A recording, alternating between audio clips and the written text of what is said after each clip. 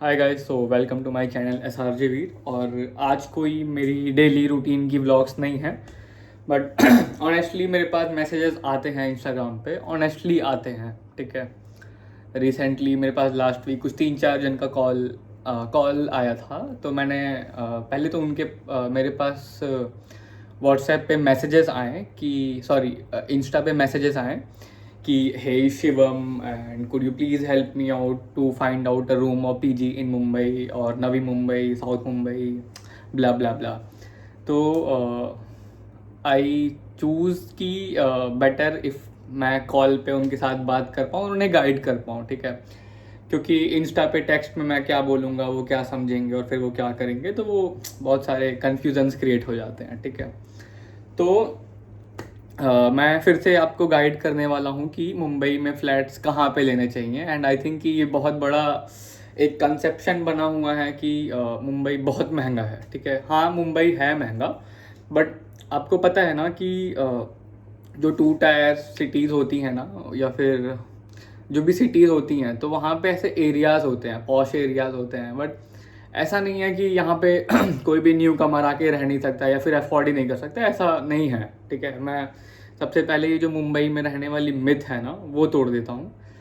देखो, एक होता है महाराष्ट्र में आके रायगढ़ से जो स्टार्ट होता है ना, वो पूरे मुंबई तक, यहाँ से यहाँ तक रहना, ठीक है। और एक होता है सिर्फ यहाँ पे रहना। तो जो पॉश एरिया है, जो मिथ बना हुआ है ना, वो बस छोटे से एरिया में बना हुआ है, ठीक है। मतलब समझ लो कि मुंबई को अगर 10 हिस्सों में बांट दें तो 2 या 3 हिस्से महंगे होंगे, बाकी के 7-8 जगह पे आप रह सकते हैं, ठीक है। और ये 2-3 हिस्सों को कवर करने के लिए आप जो 7-8 जो जगह आप चूज करेंगे, उसका डिस्टेंस बाई ट्रेन अगर बताऊं मैं, तो सच बता रहा हूँ 1 से 1.5 घंटे होंगे, मैक्सिमम 1 से 1.5 घंटे। बाई रोड अगर आप ट्राई करेंगे तो ट्रैफिक अगर नहीं हुआ तो भी 1.5 से 2 घंटे, इससे ज़्यादा नहीं लगने हैं, ठीक है। तो ये मिथ अपने दिमाग से निकाल लो कि मुंबई बहुत महंगा है। हाँ, है मुंबई महंगा, बट फिर भी आप रह सकते हैं। आप कैसे रह सकते हैं, मैं आज इस पे आपको गाइड कर दूंगा, ठीक है। तो इन केस मान लो कि आपको रहना है मेन मुंबई में, ठीक है, मेन मुंबई में, या फिर आप कह सकते हैं बांद्रा में, वर्ली में, ठीक है। यहाँ पे आपका ऑफिस है। तो यार देखो, ये तो बड़ी कॉमन सी चीज़ है कि तुम दिल्ली में भी जाके अगर साउथ एक्स में अगर फ्लैट लोगे ना, तो वो आपको महंगा ही पड़ेगा, ठीक है।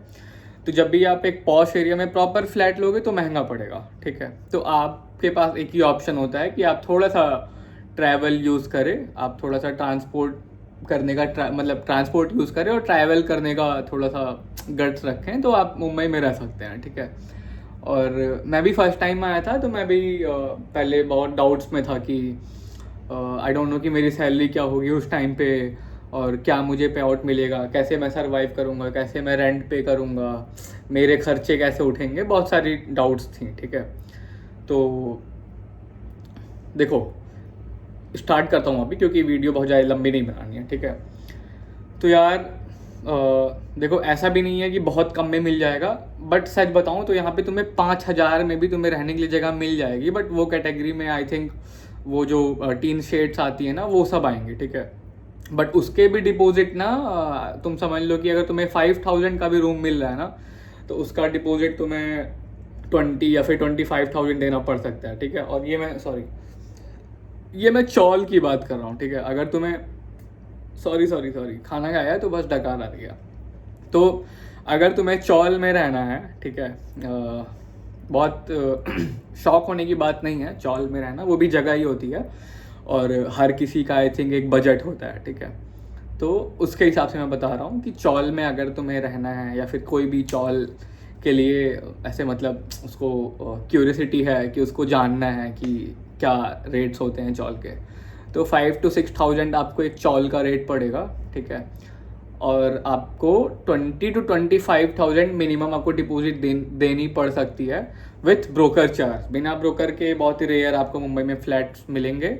हाँ, अगर आपका कोई फ्रेंड है जिसकी किसी ब्रोकर या फिर एजेंट से अच्छा सा कनेक्शन है, तो वो आपको मे बी हेल्प कर देगा, but I am not sure कि ऐसे हो सकते हैं या फिर ऐसा होता है, बट हर किसी के लिए नहीं, ठीक है। तो चौल ना आपको हर सिटी में चौल मिलेगा, ऐसा नहीं है कि इसके लिए भी कोई एक सिटी है। हर सिटी में चौल है मुंबई में, हर सिटी में। थाने में है, बांद्रा में है, अंधेरी में है, और वर्ली में भी होगा, मलाड में है, और डोंबिवली में चौल तो नहीं देखा हूँ, बट हाँ कल्याण में देखा हूँ मैं, ठीक है। और धारावी तो भाई उसकी तो बात ही नहीं करनी है, ठीक है, वो तो एक है ही। और चेंबूर में है, विक्रोली में है, ठीक है। तो हर जगह पे आपको चॉल्स मिल जाएंगे, ठीक है। अब आपको वो चॉल खोजना है और किसी भी ब्रोकर को पकड़ना है, 20 या 25 हज़ार का जो डिपॉजिट होगा वो देना है, और फिर आपको स्टार्ट कर देना वहाँ पे रहना, ठीक है। ये हो गया फर्स्ट सेगमेंट चॉल का। सेकेंड सेगमेंट जो आएगा वो आपका रहेगा 1 RK वाला रूम, ठीक है। तो 1 RK का भी रूम सेम प्राइस में तो नहीं मिलेगा, बट हाँ मिनिमम आपको 9 to 10,000 में 1 RK मिल सकता है, ठीक है। मैं सच बता रहा हूँ, 9,000 में भी आपको 1 RK मिल सकता है, वो भी थाने में मिल सकता है।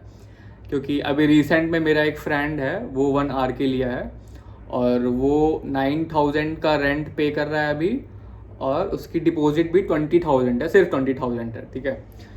तो आप थाने में भी एक अच्छा सा फ्लैट ले सकते हैं, 1 RK का फ्लैट ले सकते हैं, ठीक है। फिर उसके बाद हम जाते हैं कि अगर 1 RK आपको किसी और सिटी में भी लेना हो ना, तो भी आपको यही रेट पड़ेगा, ठीक है। 9,000 10,000 का आपको 1 RK पड़ेगा, और कह सकते हैं कि वही 20 से 25 हज़ार का आपका डिपॉजिट जाएगा। आप 25 मानो, बट अगर आप बार्गेन कर सकते हो अच्छा ब्रोकर के साथ में, तो ये 20,000 का आपको पड़ेगा, ठीक है। अब हम बात करते हैं कि अगर हम अदर सिटीज़ में रह रहे हैं, मतलब ये तो थाने का हो गया, ठीक है। थाने ना बहुत ऐसा है कि मुंबई से करीब, जो मेन मुंबई है ना, उससे करीब एक घंटे के रास्ते पे होगा, ठीक है, बाई ट्रेन में बोल रहा हूँ। और कहते हैं कि अगर आपका जो मेन फोकस होता है ना, लोगों को 1 BHK चाहिए होता है, ठीक है।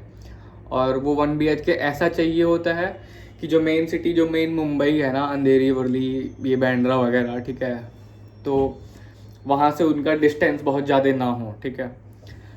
तो देखो तुमको ना अंधेरी में भी फ्लैट्स मिल जाएंगे। मेरा एक फ्रेंड है जो अंधेरी में रह रहा है, उसके फ्लैट का रेंट है 15,000, ठीक है। और उसकी आई थिंक डिपॉजिट भी है 35 to 40,000। और स्टेशन वहाँ से जो अंधेरी में जहाँ पे वो रह रहा है, वो बहुत बेकार भी जगह नहीं है। वो प्रॉपर जो एक नई बिल्डिंग होती है बड़े बड़े बिल्डर्स की, वैसी बिल्डिंग नहीं है, काफ़ी पुरानी बिल्डिंग है। और फ्लैट उसका कंफर्टेबल है, ठीक है, मतलब अच्छा फ्लैट है, बट उन्होंने अच्छा रखा नहीं है उसको, ठीक है। फ्लैट अच्छा है, जो फ्लैट का ऑनर है वो भी अच्छे हैं, बट उसने केयर नहीं किया फ्लैट की, तो वो फ्लैट गंदा कर दिया, बट वो फ्लैट अच्छा है, ठीक है। तो अंधेरी में भी आपको स्टेशन से, जो अंधेरी स्टेशन है वहाँ से आपको करीब 15-20 मिनट के डिस्टेंस पे 15,000 में आपको अच्छा फ्लैट मिल सकता है, ठीक है। क्योंकि जो मेरा फ्रेंड है ना, उसका जो फ्लैट है वो बेटर है, मतलब मेरे फ्लैट से तो बेटर नहीं है, क्योंकि ऑफकोर्स ये मेन मुंबई से काफ़ी दूर है, दूर नहीं काफ़ी दूर है, तो इसलिए ये थोड़ा सा अच्छा है। बट उसका भी फ्लैट एज़ कम्पेयर टू अंधेरी में जो बाकी फ्लैट्स हैं जहाँ पे लोग रह रहे हैं, या फिर अदर सिटीज़ में जहाँ पे लोग रह रहे हैं ना, वो फ्लैट उसका बहुत अच्छा है। मैं कहूँगा कि आई थिंक परफेक्ट है वो कुछ लोगों के लिए, अगर कोई लोग अंधेरी में रहना चाहते हैं या फिर बांद्रा के आसपास रहना चाहते हैं ना, तो वो जगह बहुत अच्छी है, ठीक है। तो अगर वहाँ पे भी किसी को फ्लैट चाहिए होगा तो मेरा एक फ्रेंड है, तो मैं उसको हेल्प कर सकता हूँ। अब बात करते हैं नवी मुंबई में, ठीक है। तो Navi Mumbai I think start हो जाता है ये वाशी से शायद होता है ना, आई थिंक कुर्ला, चेंबूर, हाँ ये तो मुंबई में ही आ जाता है शायद, हाँ। तो अगर वाशी से स्टार्ट करें इधर बेलापुर तक हम मान लेते हैं, ठीक है, तो समझ लो कि यहाँ पे तुम्हें 12 से 13 हज़ार में 1 BHK मिलेगा, ठीक है, 12 से 13 हज़ार में। अब वही है कि जो मेन सिटी होगी ना, तुमको उसमें नहीं मिलेगी, ठीक है। जो मेन, जैसे हर एक जगह का एक पॉश एरिया होता है, ठीक है, जो मार्केट एरिया होता है, जहाँ पे मॉल्स होते हैं, बस स्टैंड होता है, और रेलवे स्टेशन होगा, ठीक है। तो एकदम मेन लोकेशन पे आपको वो फ्लैट नहीं मिलेगा, ज़्यादा दूर पे भी नहीं होगा, 15-20 मिनट की डिस्टेंस पे होगा। किलोमीटर में बताऊँ तो कुछ 4-5 किलोमीटर, ठीक है। तो जो लोग बाहर से आते हैं ना, उनके लिए 4-5 किलोमीटर आई थिंक बहुत बड़ी डील नहीं होती है। वो उतना वॉकिंग में भी निकाल लेंगे 15-20 मिनट, वो लोग हसल कर सकते हैं। बट आप ये डेली रूटीन नहीं बना सकते हैं, आपको इसमें प्रॉब्लम होगी, क्योंकि मुंबई में इतनी भीड़ है ना, आपके लिए 1 मिनट भी वो 1 घंटे के लिए है।